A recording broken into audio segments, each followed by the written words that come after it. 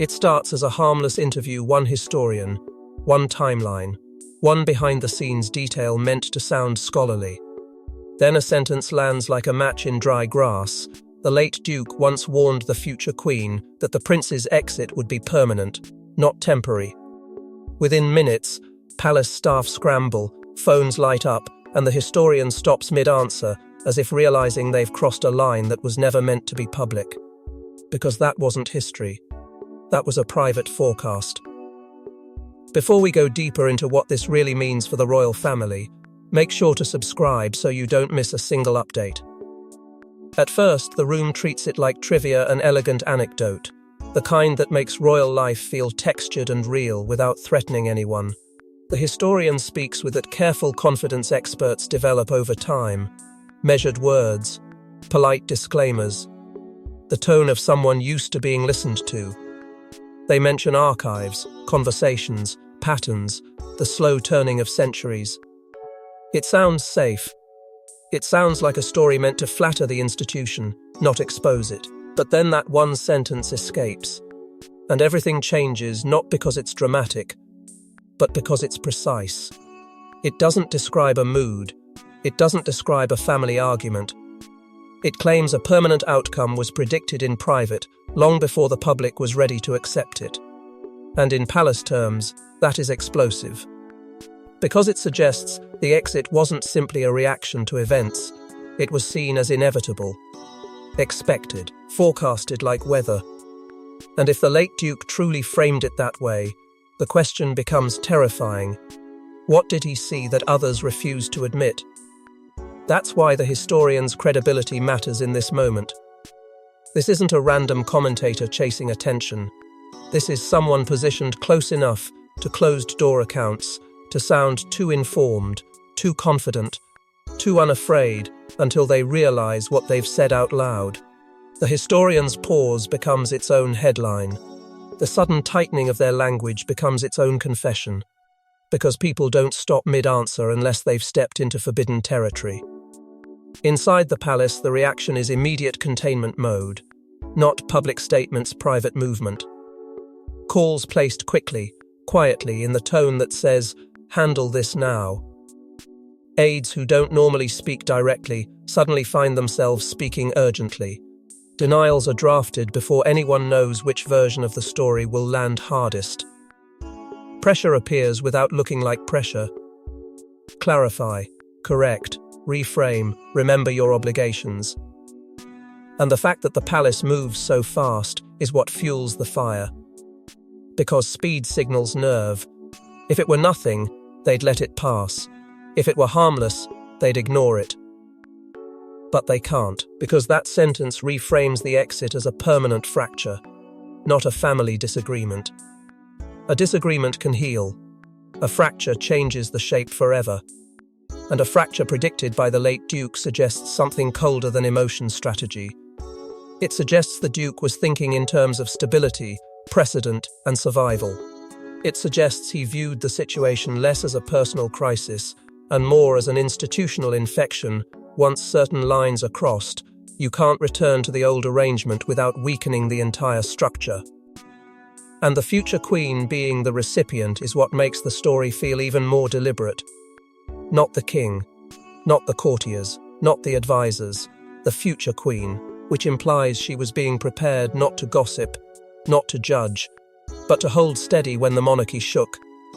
It implies the Duke saw her as a stabilizer, someone who would understand that denial creates chaos, but truth creates pain. And leadership often means choosing which pain the institution can survive. That's why palace staff scramble the way they do. Because if the public believes a permanent exit was forecast privately, it invites a second question: who else knew? Who else expected it? Who else was quietly managing the narrative while the world was fed softer language, temporary, complicated, evolving? Suddenly, the palace doesn't just look secretive, it looks coordinated. And coordination is always suspicious. Then comes the most unsettling layer, the sense that someone inside the palace wants this story out now. Because leaks and slips rarely appear at random when the timing is perfect. The historian may have spoken too freely, but the air around the interview feels like it was primed, like a door was left slightly open on purpose, like someone wanted a controlled burn, enough revelation to force movement, not enough to collapse the house. And that is why the historian's single sentence doesn't fade. It multiplies. It becomes a test of loyalty, a test of control, a test of who can steer the narrative faster, the palace, the press, or the factions behind the walls. Because once a private forecast becomes public, the palace must answer something it never wanted to answer at all. Not what happened, but what was expected to happen. And once that sentence escaped, the palace wasn't asking if it was true, it was asking why the Duke said it in the first place. Royal families don't confide. They brief.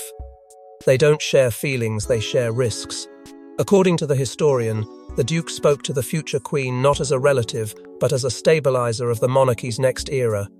He allegedly delivered a warning wrapped in quiet respect.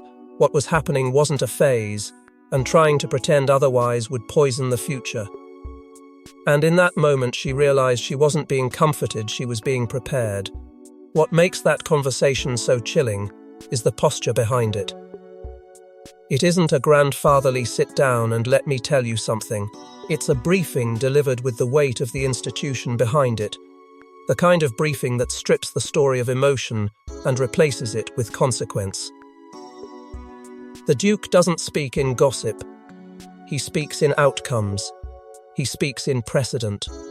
He speaks like a man who has spent a lifetime watching royal fractures turn into national crises, because people refuse to name them honestly. In this account, the Duke treats the fracture not as private pain, but as national risk. Not because he lacks compassion, but because he understands the monarchy's strange truth. The public doesn't just watch the family, it reads the family as a symbol of stability. A crack in that symbol isn't only personal, it becomes political, cultural, and relentless. And the Duke's quiet respect for the future Queen comes through in the fact that he doesn't try to soothe her with false hope. He gives her something harder and, in his mind, more dignified: clarity. He suggests he has seen patterns the family ignored. Not one argument, not one moment, but a trajectory. The slow accumulation of small exceptions that become permanent. The private resentments that turn into public standoffs. The way trust collapses when loyalty is demanded instead of earned. The way systems break when they pretend fractures aren't fractures. He implies that the palace can survive scandal more easily than it can survive denial.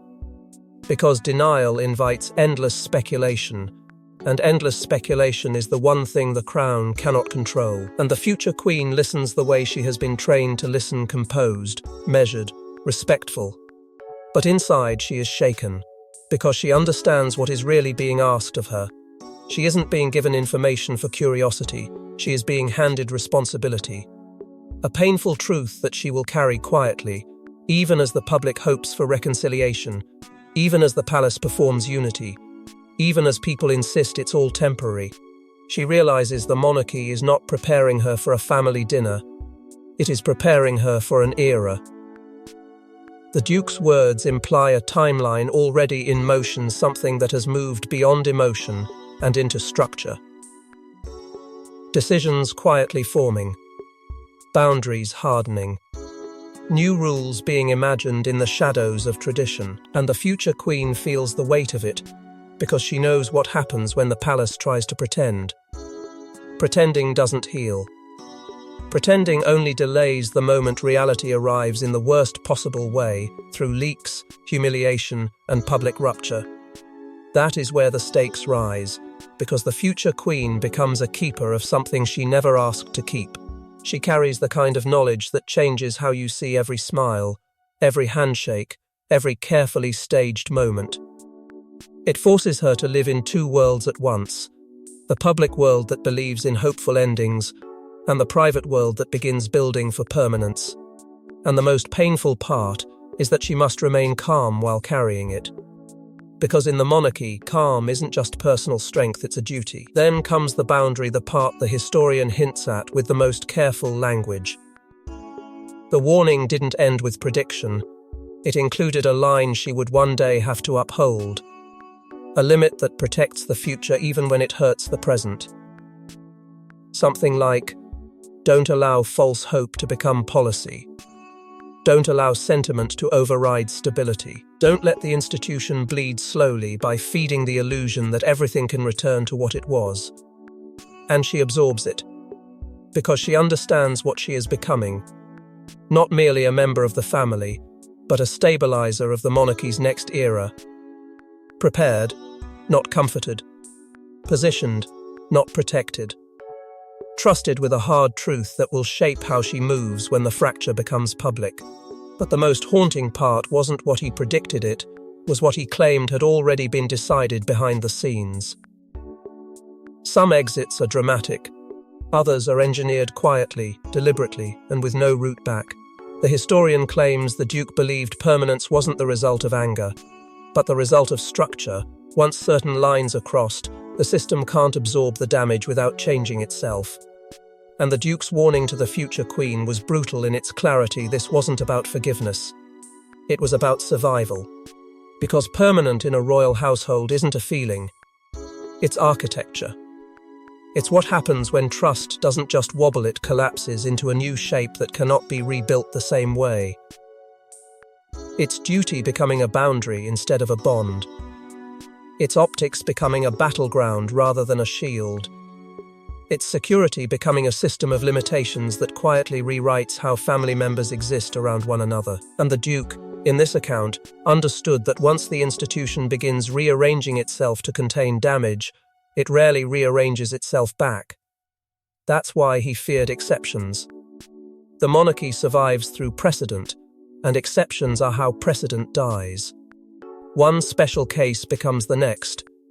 One rule bent becomes the next rule broken. One compromise made for peace becomes the template for future demands. The Duke's mindset wasn't sentimental, it was structural. Stability over comfort, clarity over kindness. Not because he enjoyed harshness, but because he believed harshness was less dangerous than drift. Drift is how institutions rot without noticing. The historian suggests irreversible steps were taken, early quiet moves that looked small in the moment but were massive in their consequence. A privilege withdrawn temporarily, an access point tightened for safety, a role reduced for clarity, a title redefined for modernization. The public would never notice. The public would simply see the family smiling and assume it meant reconciliation was possible. But the family's public unity, the historian claims, masked private finality. Smiles became performance, calm became strategy, silence became policy, and policy is where permanence is born. For the future Queen, this creates an internal conflict that doesn't leave her even when she sleeps. Compassion versus boundary. Because compassion wants to believe in return. Compassion wants to believe in healing, in second chances, in time doing what time is supposed to do. But boundary is the language of survival, and she has been prepared to speak it. She feels the tragedy of being forced to choose between her heart and the institution she must protect. And the Duke's warning becomes more than advice, it becomes a weight in her chest, because it implies that hoping too loudly is not only naive, it's dangerous.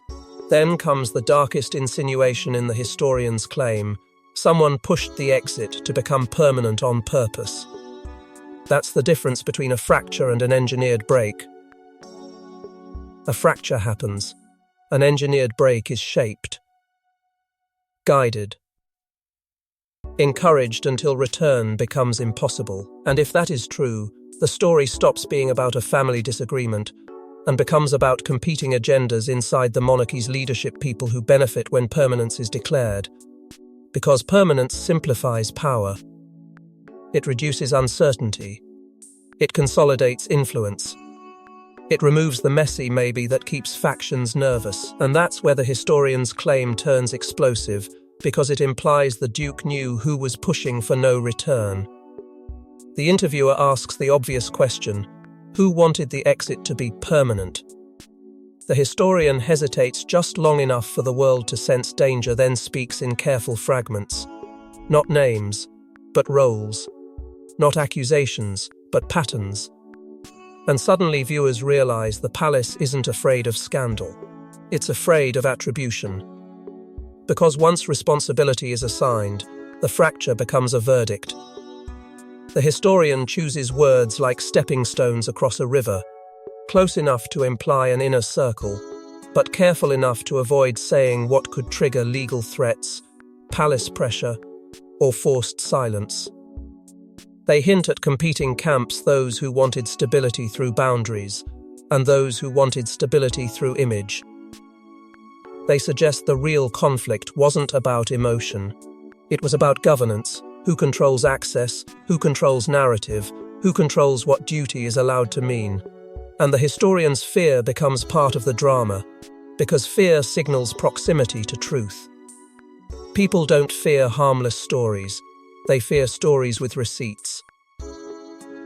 Then the historian hints at corroboration notes, letters, a recollection recorded by someone who was present, not revealed, but implied, enough to raise the stakes, enough to make viewers feel the palace's walls tightening as the story travels.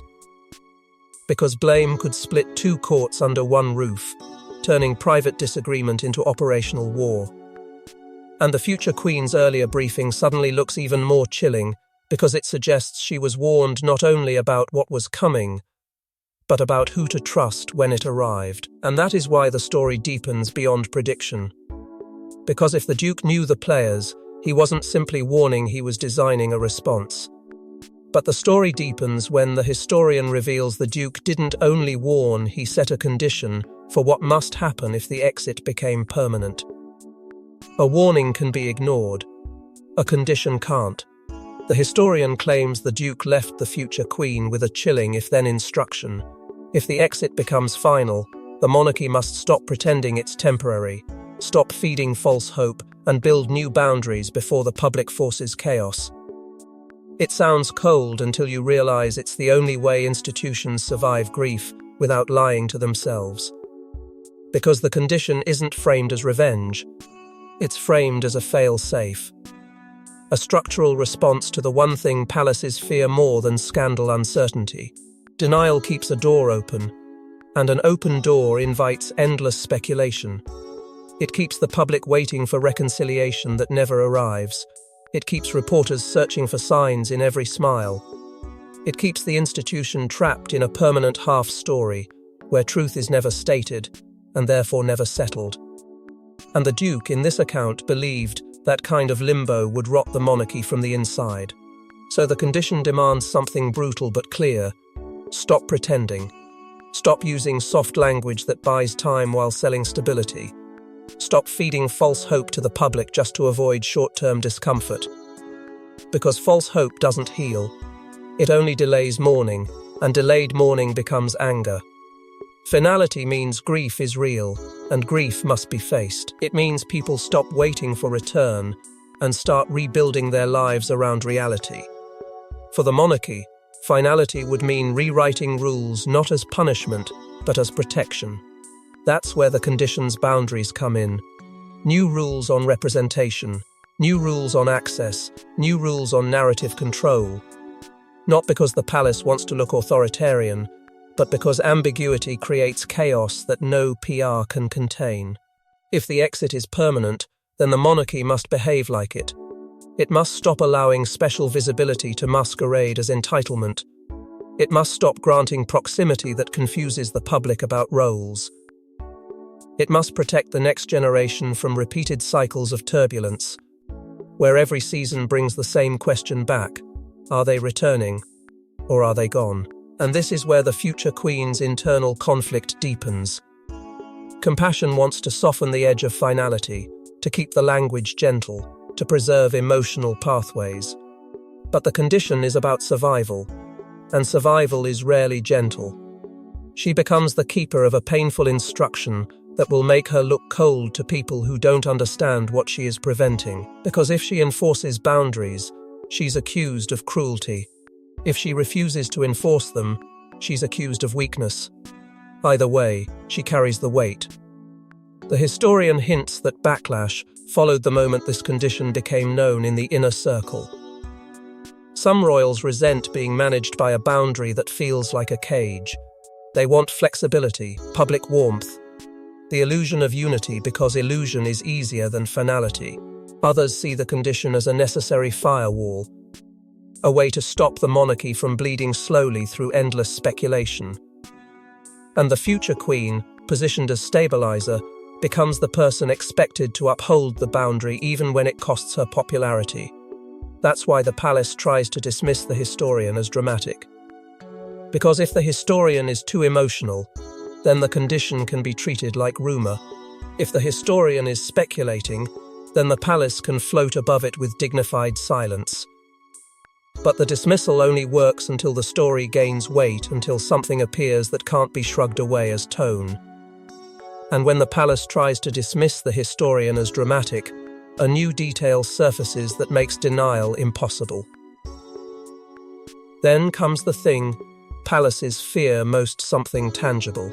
The historian hints at an artifact, a written note, a recorded recollection, a line transcribed by someone who was present. Not enough to publish outright, but enough to prove the Duke's words existed beyond rumor. And once the possibility of evidence enters the story, the palace's silence stops looking dignified. It starts looking tactical. Because proof changes everything instantly. A rumor can be tolerated. Evidence triggers movement. Lawyers start circling the story. Quiet calls begin. Reputation strategy shifts from ignore to contain. And inside the palace, someone becomes obsessed with one goal: find the artifact before it finds the public. Not because the palace fears history, but because it fears permanence. An artifact makes the Duke's words real in a way that can't be reinterpreted by polite statements. Whispers spread that someone inside wants it buried or retrieved, that the palace would rather negotiate privately than let the story settle into public memory as fact. And as pressure mounts, strategic leaks appear, designed to discredit the historian, to blur the story, to make the artifact seem unreliable before anyone can ask to see it. Public sympathy splits. Some people believe, some people doubt. And the palace watches the split like a weather report, trying to decide whether to storm-proof the institution or gamble that the noise will fade. But the historian hints at a deadline. A line in the sand: reveal more if forced.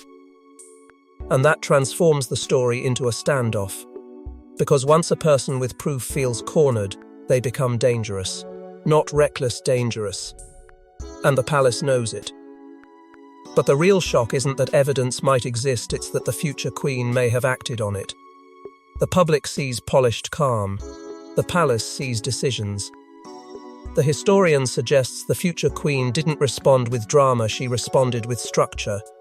Quiet changes in access, new boundaries around sensitive information, fewer cross-household privileges. Not revenge, risk management. And that is what terrifies the palace most, because it suggests she believed the Duke's warning long before anyone else admitted it. Her restraint becomes its own kind of power, because in royal life, silence can be strategy. She doesn't give them a public reaction to twist. She doesn't offer a quote to weaponize. She moves like someone who has already accepted that the fracture is real, and that the only way to protect the future is to stop pretending the old rules still work. The boundaries form quietly at first, almost invisible unless you live inside the palace machine. A schedule adjusted so certain conversations can't happen casually. Briefings routed through fewer hands. Proximity controlled, not out of cruelty, but out of necessity. Because once you learn the system can leak, you stop feeding it anything it can sell. The historian frames it as risk management, and the palace hears it as an accusation. She is acting as if permanence is already decided. That's why the palace is terrified. Not because she is loud, but because she is calm. Calm means certainty. Calm means she has chosen structure over sentiment. Calm means she is protecting the next generation from repeated turbulence, the endless cycle of maybe returning, that keeps the monarchy bleeding slowly through speculation. But boundaries always create new narratives. Some interpret her discipline as coldness. Others whisper power grab. Those whispers spread fastest among the people who lose influence, because influence in a palace is built on access, and access is what she is restricting. The moment her firewall rises, resentments ignite in corners that used to feel safe. People who once floated between households now find doors politely closed. People who once carried messages now find messages no longer needed. And in royal systems, being made unnecessary feels like being exiled. The tension sharpens when the king's household notices the shift and pushes back, not openly, not dramatically, but through the tools palaces prefer: procedure, protocol, efficiency reviews, and quiet objections framed as concern for unity. They want the old flow restored, because the old flow gave them comfort. It gave them visibility. It gave them control. And now, her choices are turning private boundaries into a governance issue, because governance is ultimately about who controls information, who controls access, and who controls the story the monarchy is allowed to tell. And as the historian's revelation ripples outward, the monarchy tries to return to what it does best, smoothing the surface. Smiles. Calm statements. Controlled appearances. The public sees polished unity and assumes the storm has passed. But insiders whisper the opposite. They whisper the palace is colder, the lines are sharper. The future is being drafted behind closed doors by people who no longer trust one another. Because once the idea of permanent enters the royal narrative, nothing can return to innocence. That's the tragedy at the heart of it. Legacy versus image, what's shown versus what's true. The palace begins formalizing restrictions, representation, access, messaging under language that sounds modern and responsible. But those restrictions are born out of fear and fracture. Emotional fallout spreads in silence. Grief turns to resentment. Resentment turns to guardedness. Guardedness turns the palace into a place where love and duty stop feeling separate, and where trust becomes something you ration like oxygen. And the questions multiply. What else is sealed in private archives? What other briefings happened that the public will never know about? What other instructions exist, hidden behind polite tradition, waiting for the right moment to become policy? The family is forced into institutional choices, and the institution is forced into family consequences. No one comes out clean. No one comes out untouched. The ending doesn't offer a tidy resolution, because palaces rarely do. It offers a final cliffhanger that hangs over every calm appearance that follows. The artifact could be released or buried forever. Released, and the monarchy faces a truth it can't control. Buried, and the suspicion grows until it becomes its own verdict. Either way, the crown lives with the same cruel reality once permanence is believed. It can't be unbelieved. And once those boundaries become visible, the monarchy faces a final decision: embrace truth or cling to illusion. Because in royal history, the most explosive truths are rarely spoken from the throne, they're whispered in private, and impossible to take back once believed. Thanks for watching. Please don't forget to like and subscribe, and we will see you in next one.